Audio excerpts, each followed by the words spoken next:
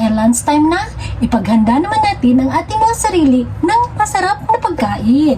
Meron tayong plato. Siyempre, meron din tayong kanin. Huwag na tayong mahiya, damihan na natin. Yan. So, meron na tayong kanin.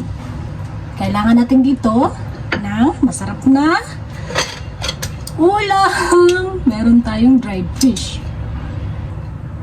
Lagay natin dito. Yan. Lagay natin isa dito. Kunti-kunti lang. Dahil nagtipid na tayo. You know? Meron tayong idadagdag dyan. Ito siya, oh. You know? Natin din dito.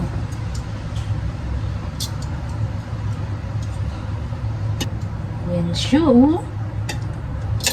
Nakasmile pa yan. Ito na siya, guys. Ang ating masarap na ulam. Oh ha? Nakasmile pa yan. Diba? Wow! Smile naman dyan. Diba, guys? Hindi makumpleto yan kung hindi natin titikman ang ating masarap na tanghalian. Tchadan! Meron tayong rice, meron tayong noodles, at syempre ang ating tuyo. Yan, ang ating dried fish. Syempre, kailangan natin dyan ng sausawan.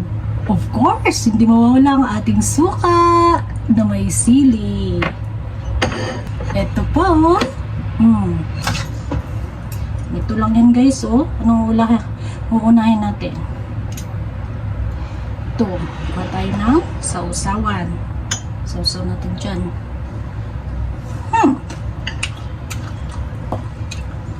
Kain po.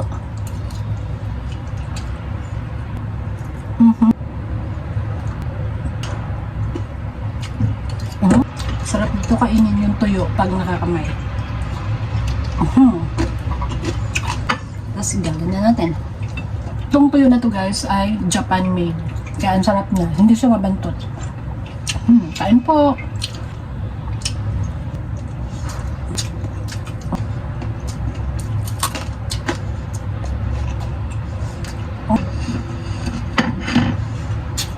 That's it, guys. Bye-bye.